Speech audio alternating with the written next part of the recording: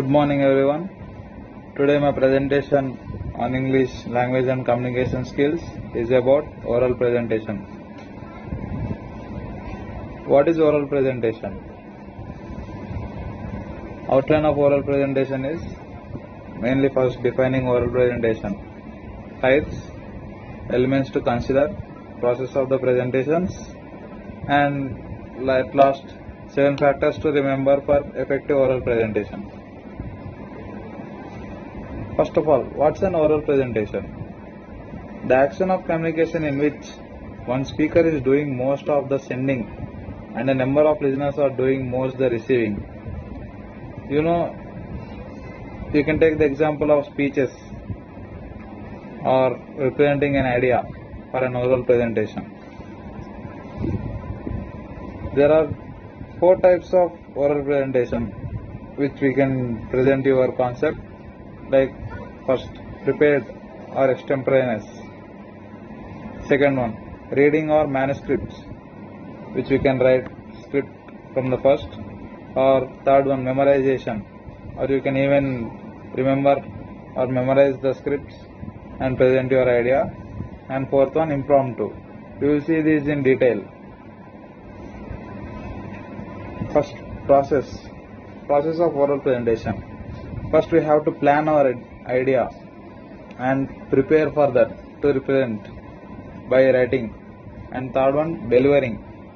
Delivering is the most important part of the oral presentation, in which listeners will also take part.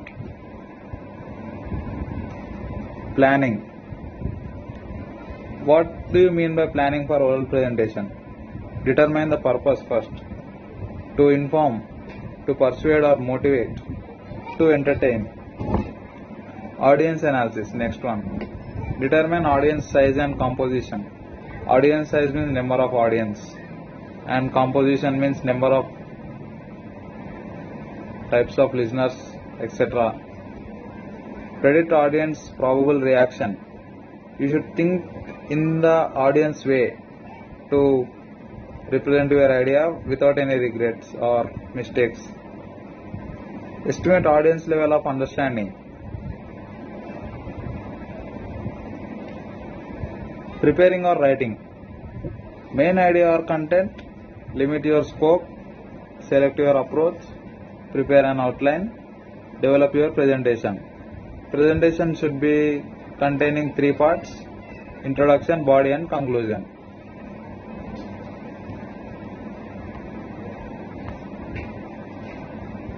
Delivering and completing. Oral delivery.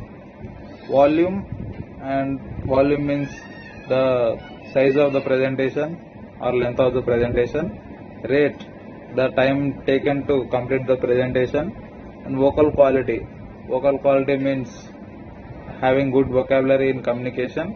And pronunciation, spelling the words correct and sounding the words with their vowel sound very correctly and precisely. Non-verbal delivery. Posture. Your position of standing should be good. Movement and gestures. Facial experience and appearance. Your appearance should be formal. At last, 7 factors to remember for effective oral presentation. First one, the start. Do not apologize and be confident, and also know the topic well. Second one, audience mode.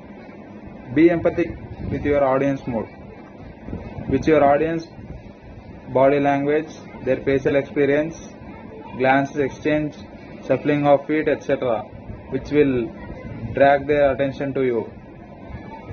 Project the right degree of formality. Use good pace and drive. Don't be arrogant. This will turn your audience against you. Control your enthusiasm. Enthusiasm can help you much, but over enthusiasm can spoil your presentation. Your voice. Be clearly audible. Use a microphone if necessary. Keep your head up. Open your mouth wider than during normal speech. Speak comparatively slow so the audience can digest what you are saying. Keep the right level of stress, accent and speed of speaking. Use a good pitch, the musical tone, vary it. High notes convey urgency and the low notes convey emphasis. It all tells about the sounding of the words. Body language. Positioning of your body standing in a good posture. Do not pace around too much. Use your hands in proper gestures to support your points. Good use of eye contact. Gains and holds attention and establishes rapport. Avoid mannerisms that irritate. Example, swaying side to side, fiddling with the marker, fidgeting with fingers, swirling to and fro, etc. Avoid hands in pockets, which is a very informal way. Your visual aids. When using flip charts or whiteboards, write from the side, write legibly so everyone can understand. Stand so that you do not block the view of the screen, which helps the audience to look at the screen totally.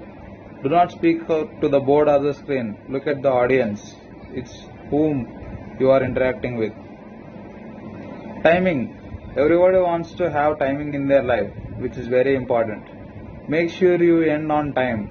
Observe the division of the time from the introduction to body and to the conclusion. Finally, conclusion. Finish with equal enthusiasm as was on start. Ask the audience for action. Leave no doubt in your audience mind that you have come to an end of your presentation. They should know well about all the presentation, and your tone of voice